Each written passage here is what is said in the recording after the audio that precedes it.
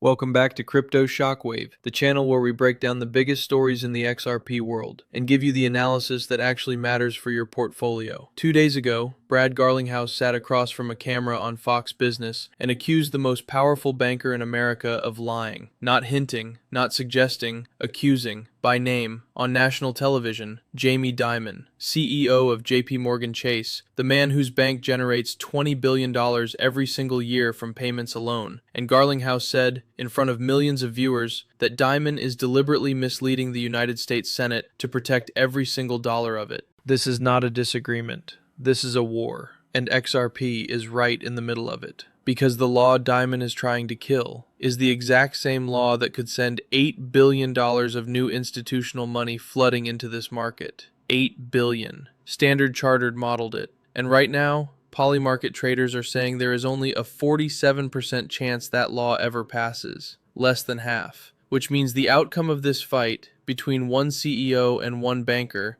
could determine whether XRP doubles from here or whether this market waits until 2030 for another chance. But wait! Before you decide which side is right, you need to understand what Dimon is actually protecting. Because this is not about compliance. This is not about money laundering. This is about $20 billion per year in payments revenue at JPMorgan Chase. $20 billion. That is what Garlinghouse said out loud on live television. He told Maria Bartiromo that Dimon's bank profits $20 billion a year from the exact system that XRP was built to replace.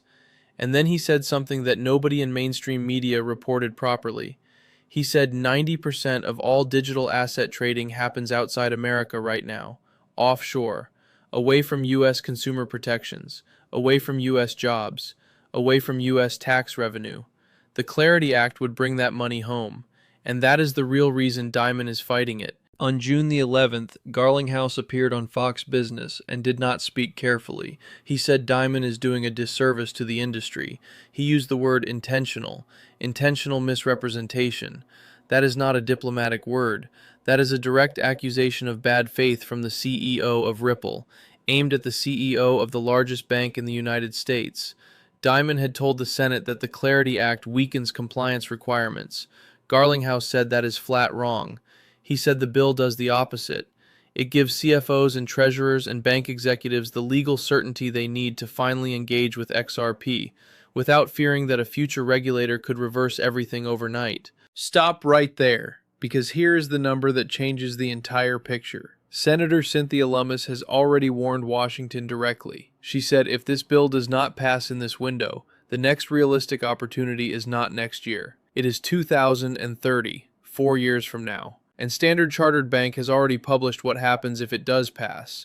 $8 billion in new XRP ETF inflows into a market where current cumulative inflows stand at $1.44 billion. We are talking about a number that is more than 5 times everything this market has attracted since XRP ETFs launched in 1 year, if the bill passes. And right now the odds say it is a coin flip at best. But wait! There is something the bulls in this community are not talking about, and it is the part of this story that should make every XRP holder uncomfortable. Dimon is not alone. When the Clarity Act was in committee, 5 major banking trade groups pushed back hard against the stablecoin yield provision. 5. Together. That is the entire traditional banking lobby moving in one direction. These are the same institutions that have blocked financial legislation in Washington for decades. And the stablecoin yield fight is not resolved. It is still the central sticking point. If Senate leadership cannot find a compromise before the August recess, the bill stalls. And Lummis's warning about 2030 stops sounding like fear and starts sounding like a forecast. Now let me give you both sides honestly, because that is what separates smart money from retail. The bear case is real. 47% passage odds on Polymarket. XRP price sitting near $1.13. Sentiment at its lowest level since October 2025. Whale wallets selling, retail losing confidence. Bears say Dimon wins this fight.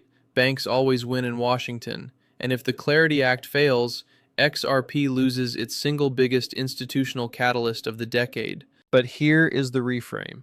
Smart money buys in the dark, while retail sells in the headlines. Ripple is already on track to close 2026 with $1 billion in annual revenue.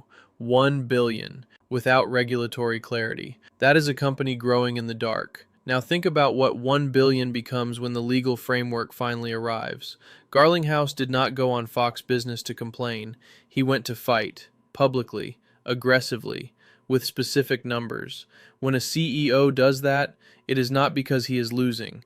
It is because he believes he is about to win, and the market has not priced that in yet.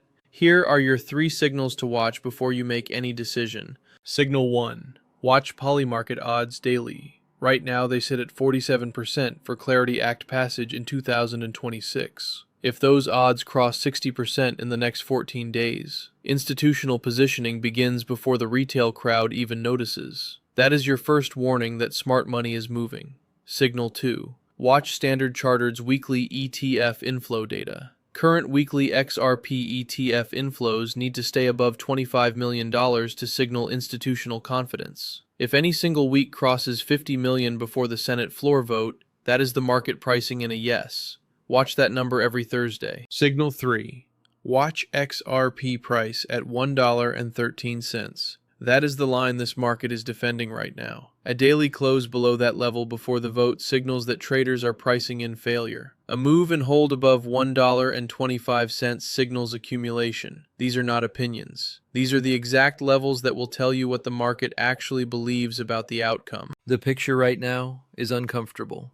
47% odds. Jamie Dimon and the entire banking lobby on one side. Brad Garlinghouse and the future of this market on the other. XRP near cycle lows. Retail in panic. But Garlinghouse did not whisper this message quietly. He took it to national television. He named Dimon. He cited the numbers. He called it intentional. When the CEO of Ripple makes that move publicly, the train does not wait for those who are still deciding. The window to be positioned correctly will be measured in hours, not days. If this video gave you the clarity you needed, hit that like button right now and share this with one XRP holder who is thinking about giving up right now, because they need to see both sides of this Garlinghouse and Dimon story before they make that decision. If you are not subscribed yet, hit that subscribe button right now. Turn on notifications, because the next video we are dropping could be the most important one you ever watch. Stay wise, stay positioned. I will see you in the next one.